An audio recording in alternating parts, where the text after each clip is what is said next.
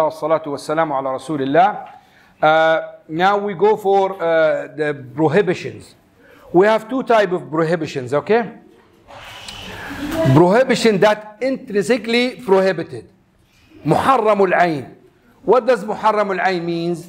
It means that prohibited in the sense that and benefit. In the sense and benefit. As mentioned in hadith. Inna Allah harram al-mayta wal-khinzir. So al-mayta, the dead animals, the pork, the dog, the khamr, alcohol.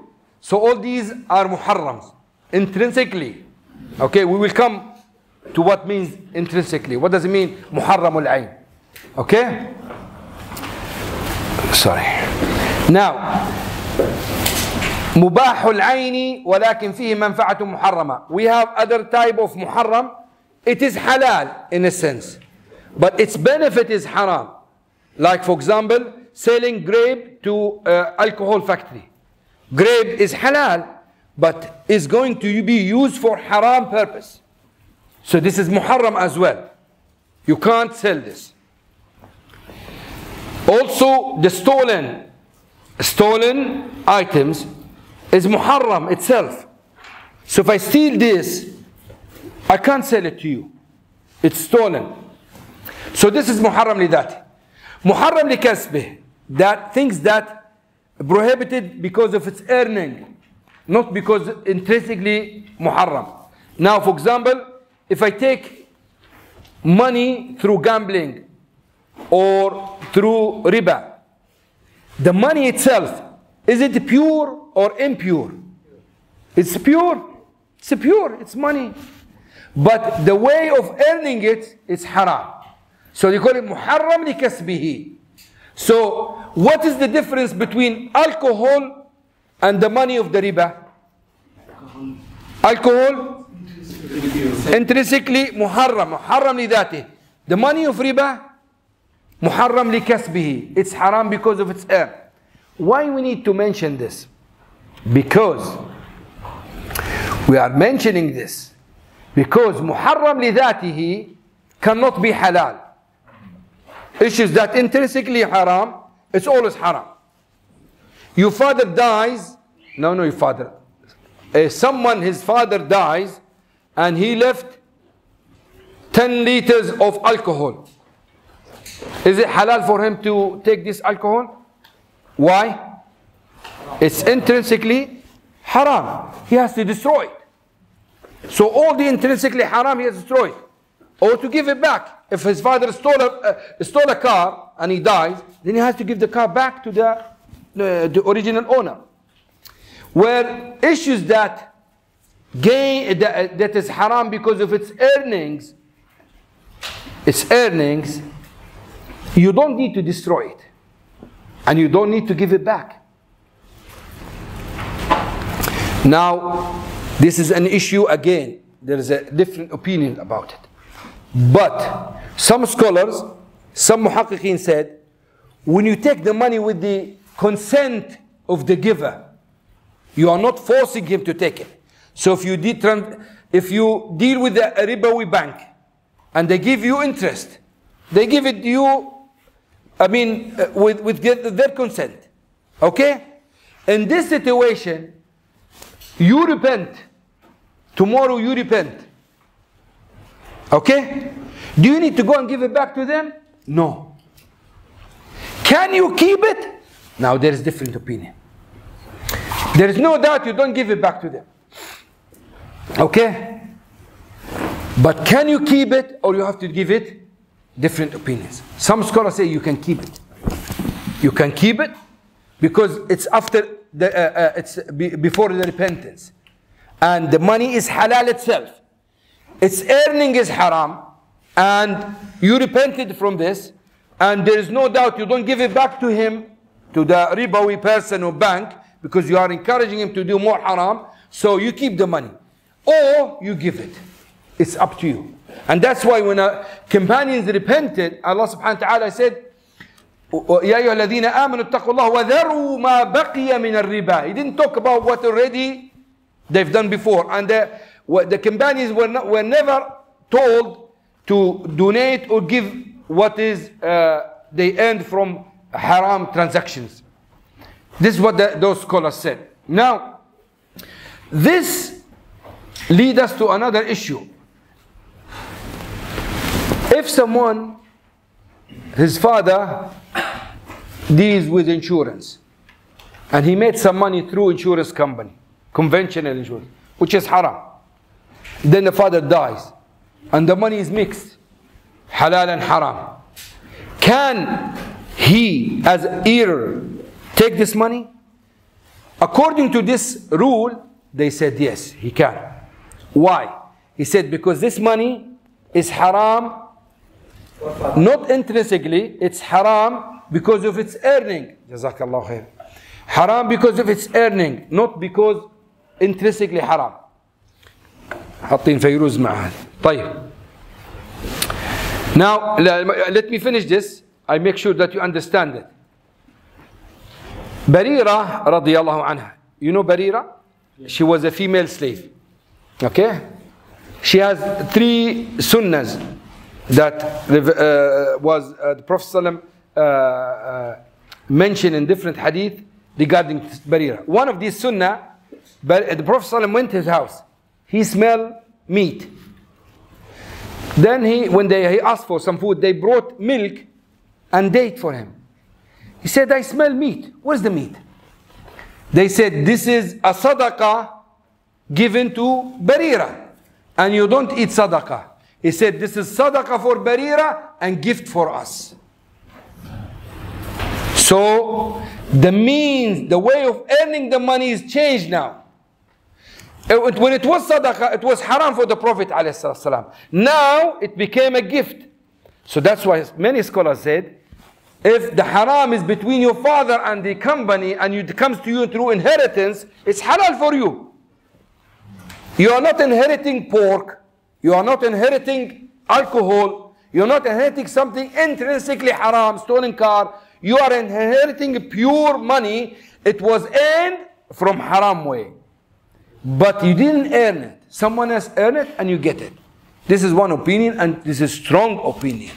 It is strong. It's based on understanding. It's not someone just want to make it easy for people. Yes, someone was raising his hand here. Yes, sir. So if somebody is working in a interest bank, is it permissible? Because in India, back in India, people are working in such. How did you get this? How did you get this is halal? I didn't say it's permissible. If he dies and he goes Jahannam, it's halal for his children to take the money. That's it. Did you get it? Him is haram. We will punish. I'm not saying it's halal for him. I'm talking about the money is exactly inheritance or other ways. It's changed now. I didn't do anything with this money, haram. I received it in halal way. The money I'm taking from my father, I received it in a halal way. What he did there is another issue. Now the Jews, Allah said, أَكَّالُونَ لِلسُّحْتِ. You know Arabic language, أكلون. Doesn't mean they eat. They eat too much. أكلون للسحت. Most of their money is haram. And when they invited the Prophet ﷺ, he went and ate with them. Most of their money is riba. And he ate with them. Why? Because he didn't earn it from riba way. He earned it from halal way. As a gift, as an invitation. Did you understand it? So the way of transferring the money, the way of earning affects you directly. It's not your problem with the central bank, how the central bank get the money. It's your problem how you earn the money. This is the opinion of the scholar, and it looks stronger. So Sheikh, does this mean if I get a gift from a riba bank, is it halal? Yeah, for example, they give calendar, they give a cup, a pen like this. It depends. The thing is halal. There is no doubt about it. But is it good to encourage them and take from them? This is something different. So you might refuse it just to show them you are not happy with their transactions. But the calendar itself is halal. That's fine. You're dealing with someone, his money is mixed, halal and haram. Unless if they are advertising, then it's another issue. We prohibit this because of وَلَا تَعَاوُنُوا عَلَى الْإِثْمِ وَالْعُدْوَانِ. Sure. You have a question on Zoom? Yeah, he has a question on Zoom, yes. Sheikh, I have a question. Can I take personal loan from Islamic bank? I mean the personal loan providing using tawarruk mechanism. Mostly they choose commodity as crude palm oil. Someone told me that I'm just going to read as it's written. Someone told me that they choosing crude palm oil as commodity because it has a constant, non-fluctuating price in the market. So chances for loss in this kind of transaction is very rare for banks. Also, there is accusation that these Islamic banks taking care of all processes for producing crude palm oil, including farmers, suppliers, buyers, and all of this, for the existence of the bank, mostly in Malaysia. Yeah. Sheikh, can you please clarify this? Yeah, this is one of the common products they use in tawarruk. The answer for this, there is no general answer. Tawarruk is not one of the Islamic products. It's a solution for and to help people when they need money, things like this. So we cannot use it as a product. Now, for this brother or sister, whoever, what I usually advise them. I told you yesterday, I think, or this morning, I don't remember now. Everything is messed up in my mind. Now, when you want to check hadith is sahih or da'if, I think I spoke to you about this. Huh? I said to you, you go and check what Sheikh Albani said. So if Sheikh Albani said it's hadith sahih, what do? You accept it. Did you know how did he search? Did you know how many defects we have in the hadith? No, you have nothing. You trusted Albani rahimahullah, and you know he's a knowledgeable person, so that's why you follow his tasheeh, his authentication of the hadith. With Islamic banks, the best thing with this, check with the Sharia boards they have. If the Sharia board, they have people that are trustworthy, Bismillah, go ahead. Because I can't tell you every single contract is okay. But if you trust the Sharia board, for you as an individual, it's enough for you. When you meet Allah subhanahu wa ta'ala, Allah asks you, why you take this tawarruk? He said, because Sheikh so-and-so, I trust him, and he said to me, it's halal. Khalas, it's fine. So I'm just giving you the mechanism of how to deal with these contracts. I can sit down and I'll tell him what's the name of the bank, so what they exactly do. Tawarruk, some tawarruk, the organized tawarruk is haram. Tawarruk munazzam is haram. But some tawarruk is halal. So I can't give you general fatwa about this. I can guide you by telling you, if the scholars in that specific bank are trustworthy, the Sharia board, go ahead. This is your duty. But generally speaking, organized tawarruk is haram. Single tawarruk is halal. This is the fatwa I can give to him, inshallah. Yes, he was asking. Yes, so if a person is working in a conventional bank dealing with results, and he's working as a cleaner or something, which he's not directly is it halal for him to work? No, this is not. He's not dealing with riba, but he has to leave because Allah said, وَتَعَاوَنُوا عَلَى الْبِرِّ وَالتَّقْوَى وَلَا تَعَاوَنُوا عَلَى الْإِثْمِ وَالْعُدْوَانِ. He can't work with them and encourage them to carry on their haram job. But he's not like the one who's signing the contracts and doing this. But he should find another job. Yes, sir. To continue. And this will apply also for Uber drivers in the West who has to deliver alcohol and stuff like that, which is not the means.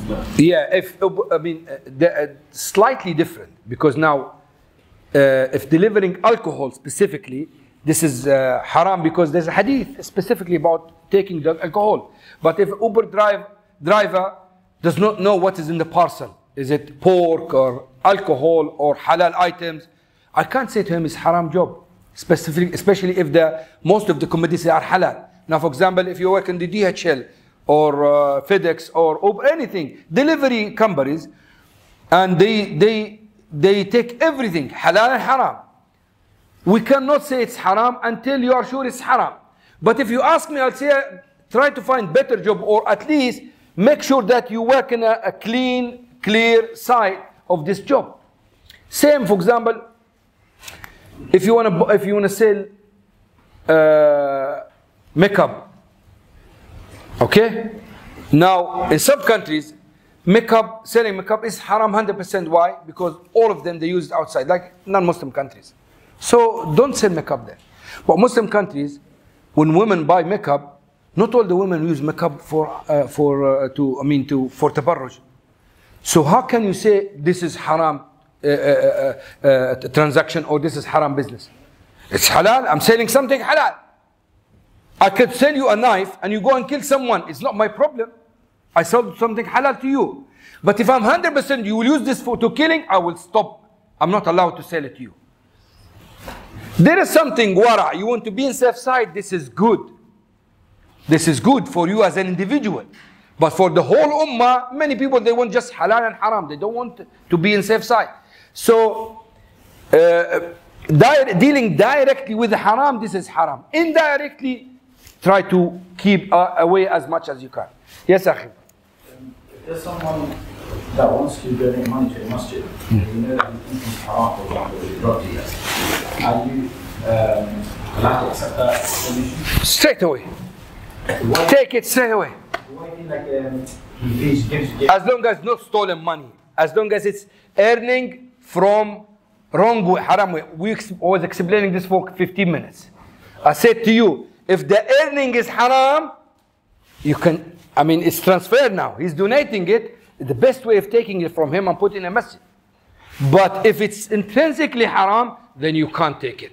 If he steals a car, donate to masjid, you have to give the car back to the owner. But if he deals with drugs, he makes millions, then he said, I want to give this million for the sake of Allah. Alhamdulillah, take it and give it to the masjid. And if you don't have masjid, let me know, inshallah. Sorry? But we are encouraging him to take donation and do more things. Sorry, say again? We are encouraging him to do this. Encouraging him. Yeah. No, I'm taking his money now. I'm not encouraging him. I'm reducing the shar he has. So this money is going to be used anyway.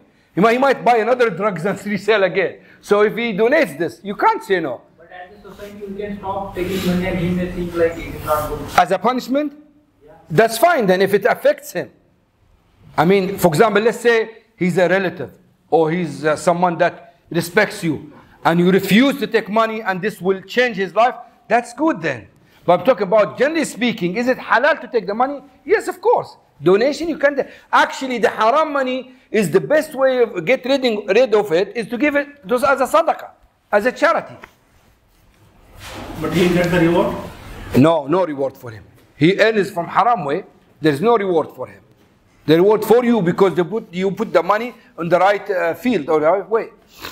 Now, yes, Akhi. Inheritance of kafir, is it acceptable? No, Muslim inheriting non-Muslim? No, so my wife's reward, father is not. Non-Muslim? Yeah. And he died, or he's going to die. Waiting for him, huh? Big dua, may Allah guide him, inshallah. Yeah. Yeah, I hope she's not upstairs. You will be in trouble tonight. May Allah guide him, inshallah, before he dies. Yeah. So what's the question? So inheritance of a non-Muslim. This is there is different opinions, and inshallah, the correct that we can inherit them, they cannot inherit us. This is one of the opinions. They said like we can marry the women, they cannot marry us. Islam ya'lu wa la yu'la alayh. Some scholars say Muslim cannot inherit non-Muslim and non-Muslim cannot inherit Muslim. But some other scholars they say no. If the money is going to go, I mean, it will be lost anyway. So it's rather to take it for a Muslim and inherit it better than giving it away. Are you happy? Yeah? Anyway, if he dies, let me know. May Allah guide him, inshallah. Let us carry on. I hope we don't have any problem today. Okay, now I think we will stop here. We'll just carry on explaining a few things because we have riba and ambiguity. Those are the main topics, and dhulm. The three fundamentals of the haram transactions. Any haram transaction in the world, either it's haram because of riba, or it's haram because of ambiguity, or it's haram because of dhulm. That's it. Anything haram in this world, I mean transactions, financial, it will be based on one of these three main roots of haram transactions in the world. So we shall explain this tomorrow, but let's go back to this one and finish it. So here, when we said earning, we are not encouraging, as the brother thought, we are not encouraging people to deal with haram. Because someone could say, okay, fair enough, if someone deals with haram and he's sure that the money will go to his children, he might increase dealing with haram. We say no, he will be punished for this, and it's haram for him. But because the way of earning is haram, we cannot prevent people from benefiting from that money if the money comes from a halal way. That's why we said it's permissible. Although some scholars said whatever haram comes to you, you have to donate it. And by the way, some people, when they talk about riba, for example, you know, you have interest in the bank. Do you take it or you don't take it? Some people say, do you leave it there? And this is completely wrong. How come? This, astaghfirullah, an example, the scholars mentioned this example. They said, if a woman is committing adultery, she's a prostitute, she works in this field, and she makes money. Then she repented. The money she took for this, from those people who committed haram with her, is it halal or haram? It's not a dowry, isn't it? It's haram. It's money for zina. So, the earning is haram. Now, Islamically, do you say, go and give it back to him? It's his money. And she took it in a wrong way. You understand me? It's his money, and she took it in haram way, not in halal way. What do you advise her? Give it back to him? We say, no. Go and donate it. Or you can keep it according to this understanding. Keep it. But worst case scenario, don't give it back to him. He's fasiq. He's bad. And you took it with his consent. You didn't steal it. You didn't force him. So you earn it from haram way. Then you donate it or you keep it. Not like someone deceive other people and take their money or cheated them or steal their money. Then he has to give it back. So taking the money with the consent of the giver, it makes the money haram because of its earning, not because intrinsically haram. So what are you? Yes, I was talking about the riba. So the riba in the banks, don't leave it. And sometimes they make fun at you. They say, okay, we give you an account with non-interest account. They will just write non-interest account, but they're still using your money in interest. No. Whatever, if you are obliged and you needed to have an account with a non-Islamic bank, conventional banks, then you make sure you take all your money. Whatever is interest, take it and give it. And here is the point. Some people say, you can't give this money to masajid. Put it in the toilet, things like this. No, this is wrong. The money is pure. Why are you saying this? The money is clear, pure. Give it to poor person. Give it to the masajid. The money is not najis. It's haram because of its earning, so we can give it as a donation. So these rules help you to understand the muharramat. Whatever people get with the consent of the givers, it's haram of its earning.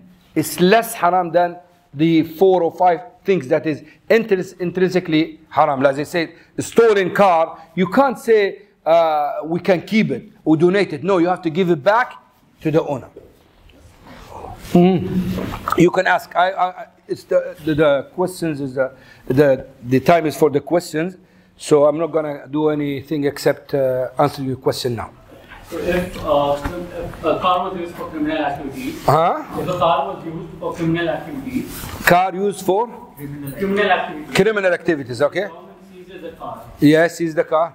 The car government seizes the car. Yes. And then they sell it. Is it permissible to buy it? It depends. If they seize it for a correct purpose, yes, of course. Then you can buy it, no problem. But it depends. So, I mean, in the law, some Muslim countries, they do it in the right way. Some non-Muslim countries, they just seize it because, for example, not criminal, because you have a problem to pay the debt back. So I can't buy this car. They took it from you because you couldn't pay your debt back. So it depends. But generally speaking, if they own it in the right way, then it's fine. Yes, Akhi. I saw dog on the list there. Is it okay to, I think some people own a dog, but they live in a different building. Own a dog? Yeah. Okay. What's the rule on like touching a dog or? Why they own the dog? I'm not sure about some. The reason is important. If they own it for guarding or protection, things like this that are important, like blind people, they need it for direction. But if they're just for fun, no, it's haram. Touching it is okay. Avoid the saliva. Touching the body of the dog is fine, because its hair is not najis. But avoid the urine and the saliva, avoid it, because there is different opinion about this. Although Malikiya said even the saliva is not najis. But avoid it, as majority says najis. Yeah. This fiat currency. Huh? Fiat currency, the currency we are using. Yeah. So what is the legality? I mean, it doesn't hold any intrinsic value. But is it because of the custom? Allah mashallah alayk, is good question. Yeah, exactly. Because of the custom and recognition of the government. It's true. You brought us to an important point now. The notes, Allah, today I'm bankrupt, I don't have any notes. The notes you have, what is the difference between the notes and this tissue? Both are paper, isn't it? But the notes, people kill each other for them, and this one nobody cares about. Why is this? First of all, because of the custom. People value this. Secondly, the government recognizes this. Okay. Thirdly, we use this as a value for the to value the commodities. Now, we are sitting here. If we decide to use this as a money, we say okay. No, this tissue. We say okay. Tissue is money. This one is 1 dinar. Whoever has tissue, count it, and we consider it as money. Okay, so I'll give you this. I want a cup of tea. It's 1 dinar. And someone get a box of tissue, start counting. Got 1,000 dinars. We all agree about this. We say, okay, happy. Is this money? Yes. If we agree. You said that we all agree. Is it money? Yes. Sure. Yes. Khalas. So why you say Bitcoin is not money? Not everybody agrees. No, but people who deal with this are happy and agree to deal with it. When this tissue, nobody agrees outside. Except here, we agree and we consider it as a money. Not here. Is this correct? So the same with anything. This is the issue of money. Before, the money was backed with oil or with gold. That was 1971 when Nixon came out, and they call it Nixon shock in the internet. He said, listen, forget about it. No backup for money. America economy is the backup of dollar, and that's it. Take it or leave it. Google it, you'll find it. Nixon shock. So he changed everything, and now dollars doesn't have any backup except the power of the economy. So the same, that said, if the money is recognized in the community, and if the community has a government, then government should recognize it as well. If the community does not have a government, the people should recognize it, and they start using it as a value for the commodities, then it's money. That's why Imam Malik rahimahullah said, if people start using the skin, the julud of the animals as money, I'll prohibit them for using it in a ribawi way. Which means that custom affect the understanding of the money and the wealth. You finished, Akhi? You finished? I have a follow-up question. Carry on. Let him finish, then you come. Yeah, so it was the Prophet's custom to use dinar and dirham in gold and silver. It was? It was Prophet's custom at that time. Yeah. Gold, dirham and dinar, gold and silver. We changed that custom. We didn't change it. The power of the America and these big countries, they changed it. But we still can use it. It's still available. What's this? The dollar? Gold. Yeah, they still. The best thing with gold and silver, they always have value. Since the time of they discovered it. So they are values. But the question, are they the only things that have value? That's it. So the gold and silver are there. And they are money. But today we have different currencies. What are these currencies? Are they money or not? You know that some scholars differ about this, and some of them say the money, the KD and the dollars is not zakatable. and there is no riba in this. Because they're not money. Money is just gold and silver. It's weak opinion, but I'm just telling you how neat and how difficult to understand it. That's why some scholars, are recognizable scholars, they said, no, this is not gold and silver. But if you look at the illah behind the gold and silver, which we study tomorrow, inshallah, it's the value, thamaniyah. They used to be before as a currency. They buy things by gold and silver. So anything that we have nowadays can have the same illah, the same reason of the gold and silver, we consider it as a money. Otherwise, if you look at the recognition of the people, the currency in North Korea is not recognized in many countries. They are seized and nobody cares about them. But it's ribawi money. If they buy and sell the money, the riba rules apply in that currency, although it's just recognized in that specific area. So as long as it's considered as a money in that area, it should take the rules of the gold and silver. Yes, someone was here. Yes, Akhi. The riba, the interest we get from the banks in non-Muslim countries, like India. Yeah. You said we can keep it, give it away. Yeah, you have to take it and give it to poor people or yeah. If we keep it, does it mean it becomes halal? If you keep it, halal not for you, for the one you give it to him. For you it's haram. You earn it in a wrong way, and we allowed you to take it because of necessity. Otherwise it's haram. So your ways of earning this money is haram. So it's haram on you.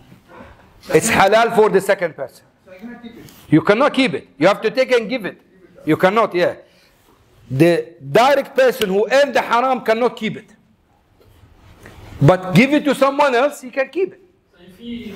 When we give it, can we keep the intention as sadaqah? No, it's not sadaqah. You earn it in haram way. You just are getting rid of it. You are not allowed to burn it. It's money. There's no point to destroy it. If it's intrinsically haram, then you have to burn it. For example, if the bank gives you 2 kilos of pork, you can't donate it. You have to destroy it. Because it's intrinsically haram. But when they give you money, you are not allowed to burn it. Wallahu la yuhibbul mufsideen. So what to do? Just get rid of it by giving it to someone who needs it. Yes, sir. Oh, you're back. We are actually losing money because of inflation. Sorry? We are losing money, and the amount we are losing every year because of inflation. So why? Although they give us interest, but the value is going down. First of all, they didn't give you interest based on the inflation. They give you interest based on the transactions they do. So they don't give you the difference of the inflation. And they have not, they consider this, but this is not the riba, the interest they give you. Secondly, if you keep the money in your house, will it be affected by inflation as well? Or it's only in the bank affected?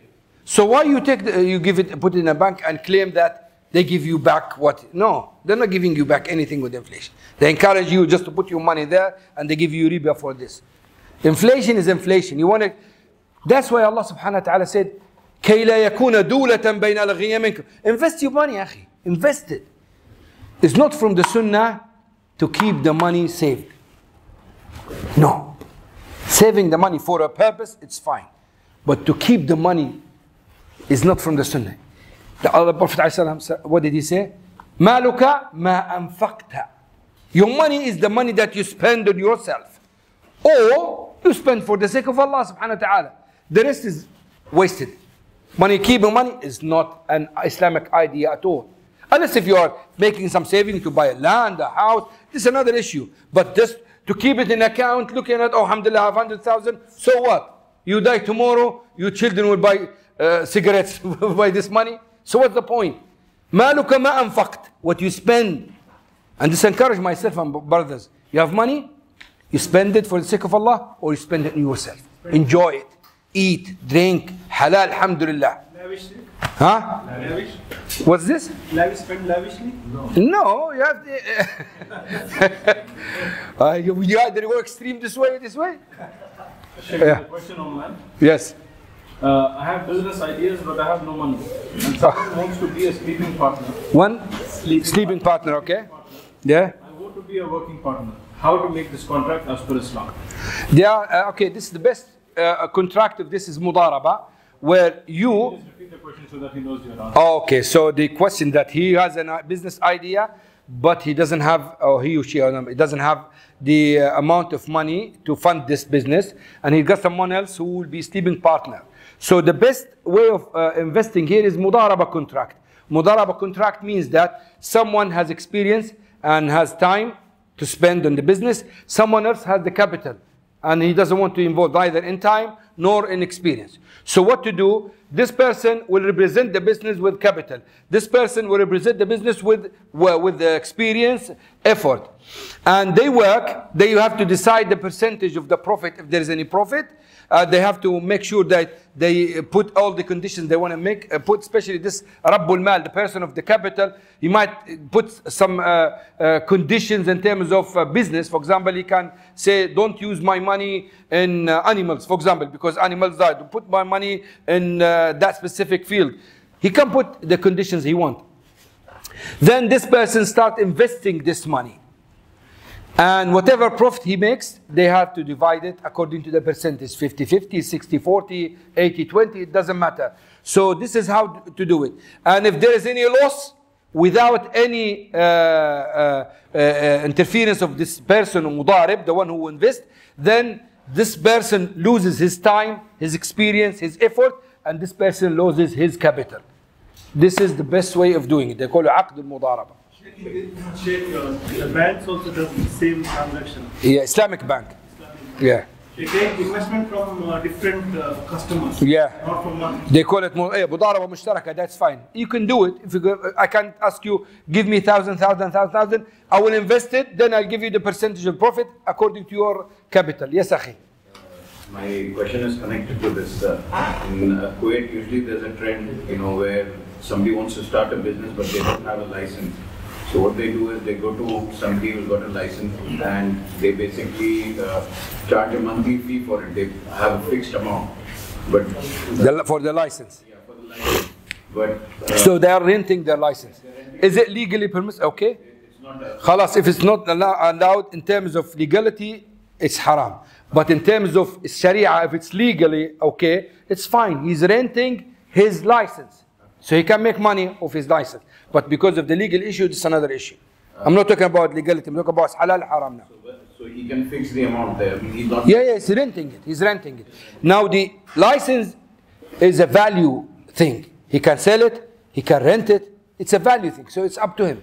So if it's illegal by law, then it's not. Yeah, it's illegal. Don't take me to a prison, akhi. Give me headache. Similarly, this mutual fund is what's that? Mutual fund. Yeah. Similar type question. Like they are through banks. They are collecting the money from. Yeah, exactly. Yeah, mutual fund. Yeah. So is it allowed? If Islamic bank is allowed, yeah. So I told you the basic, the nature of this fund is, I call you, I need. It's like shares, I need to fund my business. So Sheikh Ahmed will pay 10,000. Sheikh Mubin, la hawla wa quwwata illa billah, will pay 5,000. Ibrahim will pay 1,000. It's like this. I collect the money and invest it. I will give them profit based on their capital. What about non-Islamic, like in India? Or no, sorry, I give them profit based on the contract. It's not connected to the capital. In India and all, also they are doing this. If they do it in halal way, it's fine. You can deal with non-Muslim in halal way. There's no problem. The Prophet ﷺ bought and sold to the Jews, and it's halal as long as they deal with the in halal way. Yes. I'm investing in a steel company. Okay. It's a halal product, but they have taken loans. They can have Taken loans, interest loans. the company. Taken from the banks. Yes. Ribawi loans. Yeah, so they have. So in that case, is it? So you fund them, and they use riba money as well. Yes. So let's say this bank is this company is taking loans from banks and taking money from people and investing everything. Anyway, generally speaking, it's halal because they have nothing to do with their contract. Okay, the money they get. But if you can avoid it, because they are entering the Allah subhanahu wa ta'ala promised the ribawi person with destruction. So those people, they have a very high chance to be destroyed. So don't go with them. But now they have separate contract. Nothing to do with you. You're just funding the business which is halal. The business is not based on money haram. You understand me? They took it in haram way, but they're investing in halal way. So this way we mentioned about earning it in haram way. Yes, akhi. Okay, you go and then we go to inshallah. ايه خلي ناخذ هذا بعدين الاخوات يلا. هاي تفضل. You know the Islamic loan that they were saying from the bank, can you take it if it's not a necessity, but you just want the money to do something, maybe? Islamic bank? Yeah, from the Islamic bank. It's halal to take it without necessity. The conventional bank is haram and you can't take it without necessity. But Islamic bank is halal loan. You can take it as long as it's Islamic. You can take it without necessity. Sheikh Ahmed, coming to you, Hassan. Crypto, bitcoins, are they halal? It depends. Now this is a huge question. Forex, crypto, and what is it? Bitcoins. Actually, Bitcoin is a type of cryptocurrencies. So it depends. Generally speaking, Forex, if the conditions of Forex involve like paying in a spot and receiving immediate exchange, that's fine. But it depends. I mentioned to the brothers before, in some websites and in some applications, they give you a chance to trade in different currencies. Yen, rupiah, dollars, pounds. But in reality, they have only dollars and pounds, for example, or euro. They don't have the rest of the currencies. Whereas in the currencies transactions, you must make sure that the money is there. So when they put the money in your account, let's say 10,000 yen, you have to make sure you have access to this money, which means that you can order the money. But in many applications or many websites, when you buy a yen and you tell them, give me yen, they say, no, I'll give it to you in dollars, which means they don't have it. So in this case, it's haram. So that's why you have to make sure you trade in the right way. Also about bitcoins, that was haram long. For very close time that was haram because it was full of ambiguity. Do you know the founder of Bitcoin? No one knows. Someone called Namato Soka. Forget his name, akhi. No one knows who is this. Soshaya Satakato, something like this. Who is this person? No one knows. And he created about 21,000 Bitcoins and about 21 million, sorry. I think 4 million lost, something like this. Million or thousand, I forgot. Anyway, so the people are mining to get them, and at the beginning was easy to get. But was full of ambiguity. I know a friend of mine in Leicester, he bought for 50 pence, I don't know how many Bitcoins, 1 or 2, something like that. Anyway, he said to me, for 50 pence, I get 3 brand new cars. After 3 years, because the price went crazy.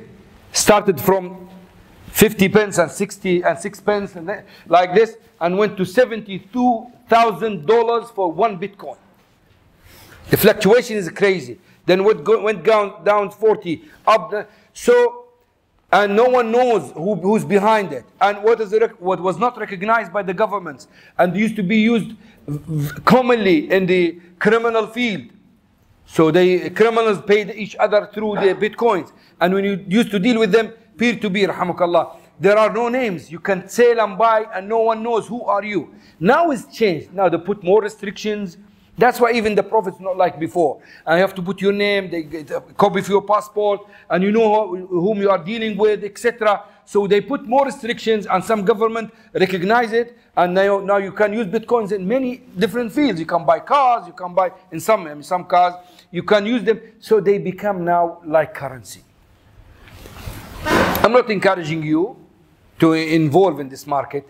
It's highly risk, but it looks halal for me, wallahu alam. The currencies, especially the cryptocurrencies, that some currencies has two what do you call missions, or 2 jobs. One is as a currency, one is a means of transfer or something like this. I'm not very good in this technically. So if it's like a way of transfer, so it's more halal than bitcoins. So generally speaking, it's fine as long as it's restricted, as long as it's clear that the conditions of this coins, what is it used for, etc. It looks to me, wallah alam, it's money, wallah, and you can use it. 3 questions online. Give me 1 second. Let me just because I promised Hassan. Yes, Hassan, and he's taking me back, so I want to make sure that he's happy. Yeah. خلاص 1 minute then we will talk in just just ask these questions and we'll stop. Tomorrow. No, tomorrow, Hassan. Tomorrow, inshallah. So fine. He's with me. Yes. Could you please ask currency trading and commodity trading is permissible? Currency trading and commodity trading. Currency trading is bay' al-sarf.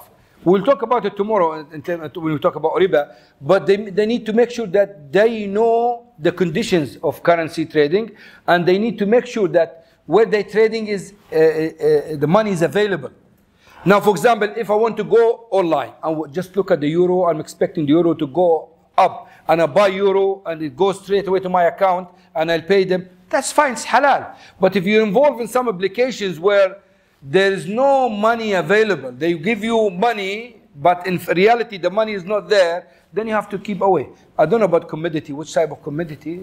No idea. Okay. Second question is, what's your comment on IFG, Islamic Finance Group of London? They are having many investment plans. Can you comment on it? I don't know them, but there are very good Islamic companies in London, mashallah. As I said to you, check with the Sharia board. Who's their Sharia board? If they are recognizable people, that's fine. There are, mashallah, very good improving companies in London, and they're using very halal contracts. So, but this specifically, I have no idea about them. Last if you, what is IFG? IFG. I will check it if I have time, inshallah. Yes. Last question. There are some Shia banks. Is it halal? Shia. Even Kafir bank, if he deals with halal way, it's permissible. Yahud bank, Jews bank, it doesn't matter. Financial transactions deal with anyone as long as it's halal. And don't forget, I'm telling you it's halal. I'm not saying to you it's preferable. It's halal. You want to deal, you can deal. You don't want to deal, it's up to you.